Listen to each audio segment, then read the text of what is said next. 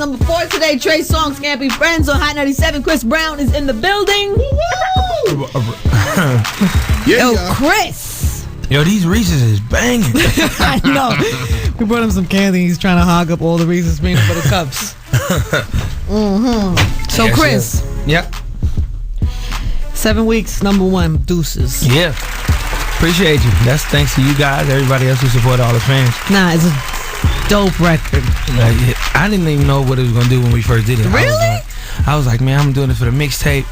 My homeboy K-Mac brought it to me, and then I was like, yo, this record is crazy, but I'm going to put it on a fan mixtape and let people just get a feel for it, and then it just blew up. But you knew it was dope. You knew it was dope. I liked it personally. I would listen to the demo, like riding down the street in my car, like, yeah, this is like crazy. I want to sing this song. So it is. It's undeniable. It's nah, that's a record. Right, when we were listening to it, we started, started happening a little bit. I was like, tap to whoever's next to me. This is a smash. I think it's easy to relate to. I think everybody can say those top lines. All that BS. There is somebody in everybody's life. Yeah. That you would like to throw under the bus. Under the bus. That you would like to dedicate that song to. Yeah, definitely. So you have that coupled with Takers. Yeah. Which was the first week or one of the weeks it was like the number 1 movie in the country. Week, So I think that's when Deuces went number 1 too. So it was at the same time number 1, and then the movie went number 1. So it was just. So what is it like in your home? You in your house? In my house, do you have a moment of wow? Yeah. Sometimes because for like the last year I've been in the house like, man, what am I do?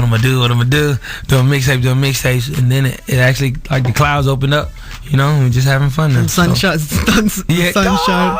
Is that what happens? Sound effects? We just having fun now, just taking it one day at a time. That's good. Yeah. Does it have a different feeling for you this go around? Because it's not like you haven't experienced big success before. I think with me, as just me being able to do it as more of an adult. I think I'm getting older. I'm 21, so me being able to see certain things and me being able to say certain topics and not be like, oh, he's such a little kid, he shouldn't talk about that. Like, it's a better feeling because I get to be more mature on my records and still gauge to the younger audience, but be myself and be older. I saw you. We all saw you at the awards. This big performance. Yeah.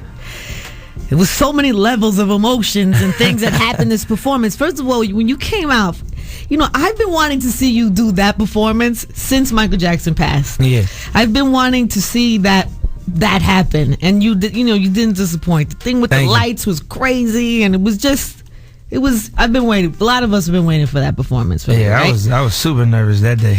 You were nervous? I was shaking the whole time because I haven't been on stage to really perform that. I think in about a year since my last tour over there. So like when I got a chance to get on stage, I was looking at all the audience members and everybody who's in the crowd, and I was like, dang, everybody looking at me like, don't mess up. Don't mess up. So I'm like, man. Do you feel that pressure though? Like it's an extra. There's always like this extra sensitive moment. I don't know. It's getting lighter, but there's still. How's he gonna do? Yeah, it's always what's gonna happen. It's always like everybody's on the edge of this seat. Like, yeah, let's see what he gonna do now. If he mess up, we gonna laugh. Yeah. So it's kind of like I always gotta prove myself. Always taking an underdog approach. That was your first back on BET thing too, right? Yeah. I had done previous 106 in Park appearances, but it wasn't to the magnitude of that.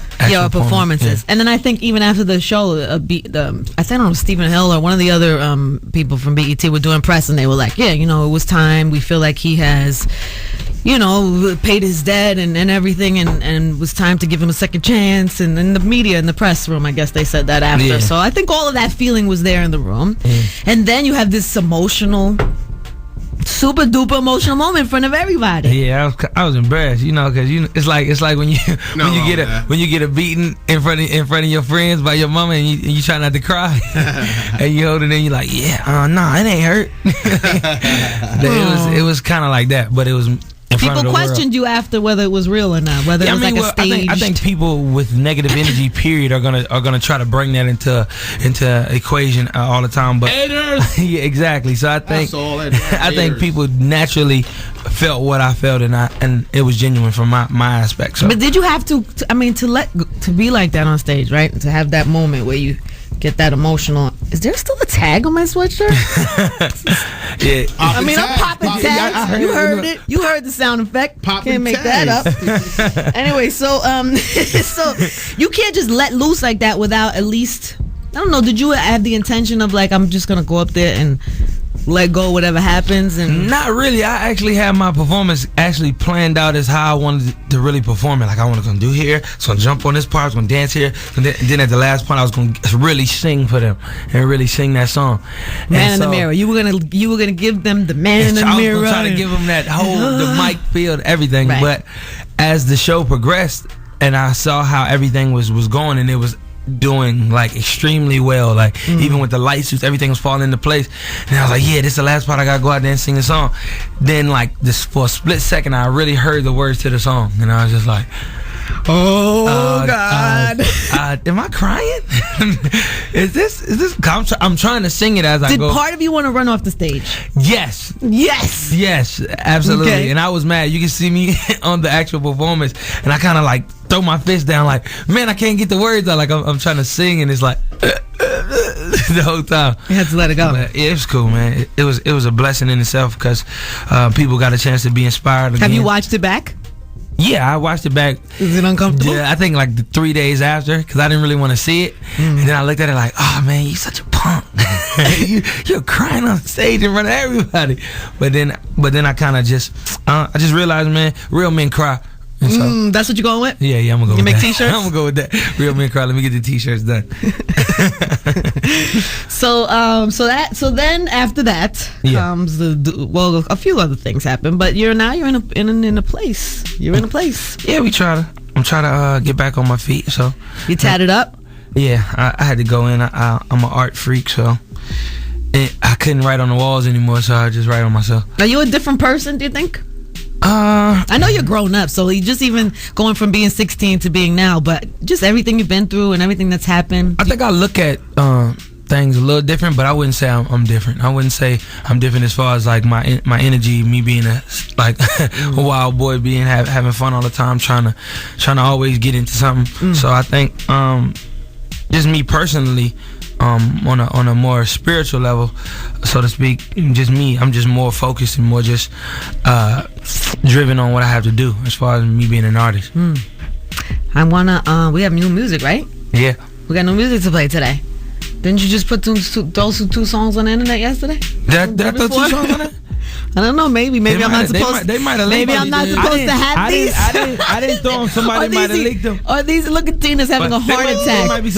All right, let's just everybody calm down. Everybody just calm down. I'm gonna play the regularly scheduled number 3 song, and then we're gonna figure out what choice we're gonna play. It's all good. Chris Brown is here. Hotlines are open. You can text us to 75759 97. Let's get it. Dipset. Louis